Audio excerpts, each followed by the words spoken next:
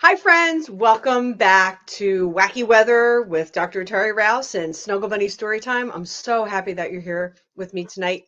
Today, what I'm going to be doing is I'm going to be reading one of my all-time favorite books that I used to read to the children in my classrooms, no matter how old they were, from pre-K all the way up through higher ed.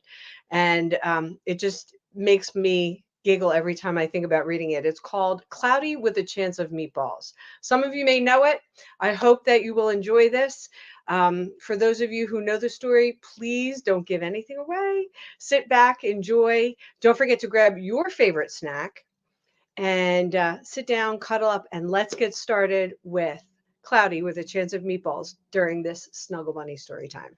Hold on 1 second while I change the camera. Here we go. All right. Cloudy with a Chance of Meatballs, written by Judy Barrett and illustrations drawn by Ron Barrett. All right, let's get that set. There we go. We were all sitting around the big table. It was Sunday morning, pancake morning. Mom was squeezing oranges for juice. Henry and I were betting on how many pancakes we each could eat. And Grandpa was doing the flipping. Seconds later, something flew through the air, headed toward the kitchen ceiling. It landed right on Henry. After we realized that the flying object was only a pancake, we all laughed, even Grandpa. Breakfast continued quite uneventfully. All the other pancakes landed in the pan, and all of them were eaten, even the one that landed on Henry. Let's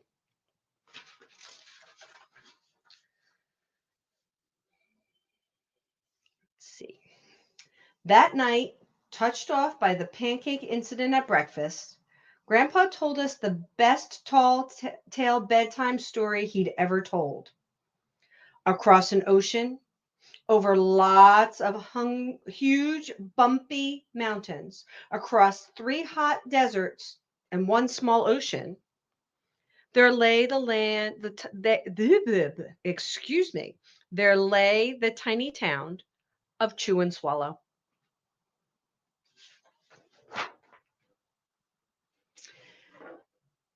In most ways, it was very much like any other tiny town. It had a main street lined with stores, houses, with trees and gardens around them, a schoolhouse, about 300 people, and some assorted cats and dogs.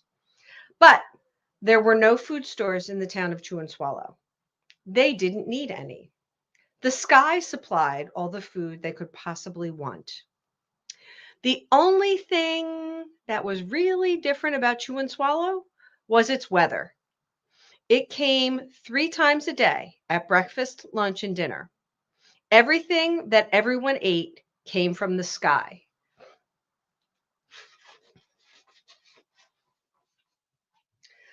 Whatever the weather served, that was what they ate. But it never rained rain, it never snowed snow, and it never blew just wind. It rained things like soup and juice. It snowed mashed potatoes and green peas. And sometimes the wind blew in storms of hamburgers. The people could watch the weather report on television in the morning, and they would even hear a prediction for the next day's food. When the townspeople went outside, they carried their plates, cups, glasses, forks, spoons, knives, and napkins with them. That way, they would always be prepared for any kind of weather. If there were leftovers, and there usually were, the people took them home and put them in their refrigerators in case they got hungry between meals. The menu varied. By the time they woke up in the morning, breakfast was coming up. After a brief shower of orange juice, low clouds of sunny side up eggs moved in, followed by pieces of toast, butter and jelly sprinkled down for the toast, and most of the time it rained milk afterwards. For lunch one day, frankfurters, already in their rolls, blew in from the northwest, at about 5 miles an hour. There were mustard clouds nearby. Then the wind shifted to the east and brought in baked beans. A drizzle of soda finished off the meal. Dinner one night consisted of lamb chops, becoming heavy at times with occasional ketchup. Periods of peas and baked potatoes were followed by gradual clearing, with a wonderful jello setting in the west. The sanitation department of Chewandswallow had a rather unusual job for a sanitation department. It had to remove the food that fell on the houses and sidewalks and lawns. The workers cleaned things up after every meal and fed all the dogs and cats. Then they emptied some of it into the surrounding oceans for the fish and turtles and whales to eat. The rest of the food was put back into the earth so that the soil would be richer for the people's flower gardens.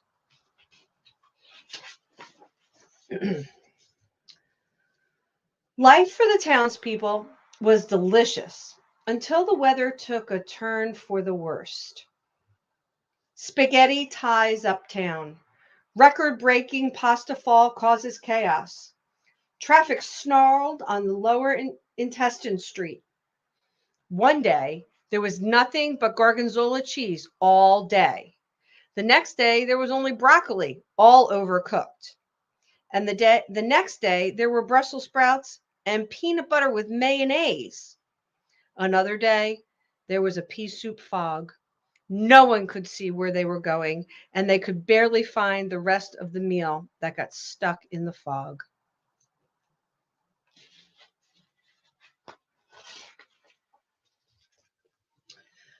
The food was getting larger and larger, and so were the portions. People were getting frightened. Violent storms blew up frequently. Awful things were happening. One Tuesday, there was a hurricane of bread and rolls all day long and into the night. There were soft rolls and hard rolls, some with seeds and some without. There was white bread and rye and whole wheat toast. Most of it was larger than they had ever seen bread and rolls before. It was a terrible day. Everyone had to stay indoors. Roofs were damaged, and the sanitation department was beside itself. The mess took the workers 4 days to clean up, and the sea was full of floating rolls. To help out, the people piled up as much bread as they could in their backyards. The birds picked at it a bit, but it just stayed there and got staler and staler. There was a storm of pancakes one morning and a downpour of maple syrup that nearly flooded the town. A huge pancake covered the school. No one could get it off because of its weight, so they had to close the school.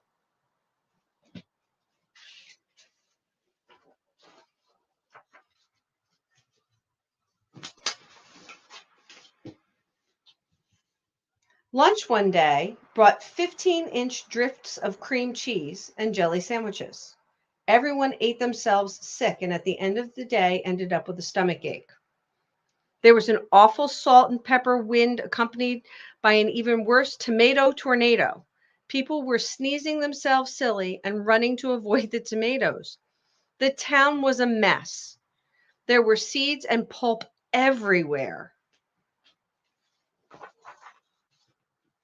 The sanitation department gave up. The job was too big. Everyone feared for their lives. They couldn't go outside most of the time. Many houses had been badly damaged by giant meatballs. Stores were boarded up, and there was no more school for the children. So a decision was made to abandon the town of Chewandswallow. It was a matter of survival.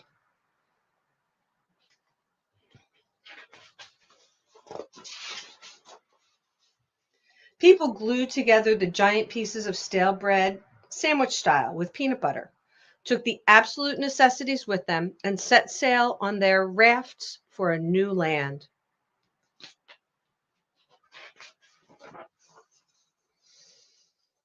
After being afloat for a week, they finally reached a small coastal town, which welcomed them. The bread had held up surprisingly well, well enough for them to build temporary houses for themselves out of it. The children began school again, and the adults all tried to find places for themselves in the new land. The biggest change they had to make was getting used to buying food at the supermarket. They found it odd that the food was kept on shelves, packaged in boxes, cans, and bottles. Meat that had to be cooked was kept in large refrigerators. Nothing came down from the sky except rain and snow. The clouds above their heads were not made of fried eggs. No one ever got hit by a hamburger again, and nobody dared to go back to Chewandswallow to find out what had happened to it. They were too afraid. Henry and I were awake until the very end of Grandpa's story. I remember his goodnight kiss.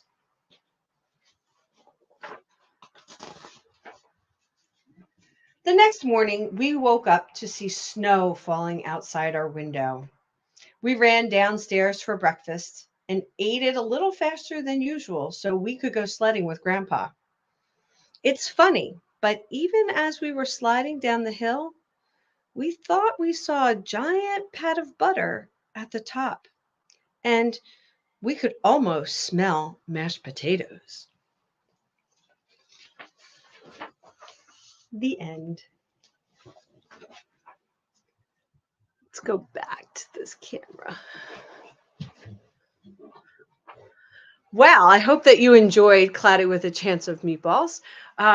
Just as a reminder, if you are wanting to get more books like this on a regular basis, anytime, anywhere, please go to drterirouse.com/SBBC2, and that will take you right to where you can begin your Snuggle Bunny Book Club subscription. What that means is that you'll get 52 books every year, at least 52 books every year, plus all of these other special books that I read during Snuggle Bunny Storytime. You'll have access to them in a private membership area. Your investment is $99 for the entire year to have all of these books so that you can sit, listen, and watch, read along with me and my bunny friends. On top of that, because I am living a life of joyful impact and I am so grateful to be able to do this, I am gifting a family that is less financially able with a subscription to the Snuggle Bunny Book Club with each full paid subscription. You know, I have this saying that reading is knowledge and knowledge is power. And I want every child, every family, every adult to have the opportunity to have that knowledge and to have that power to do whatever it is they're meant to do in this world. So with that being said, please go to Dr. Teri Rouse, DrTerirouse.com/SBBC and the number 2, and join us for the Snuggle Bunny Book Club subscription, where we meet on a regular basis. We have the opportunity to share and have discussions and just create memories for you and your family. So thank you for joining us. I'll see you guys again later on in the week. Have a great one.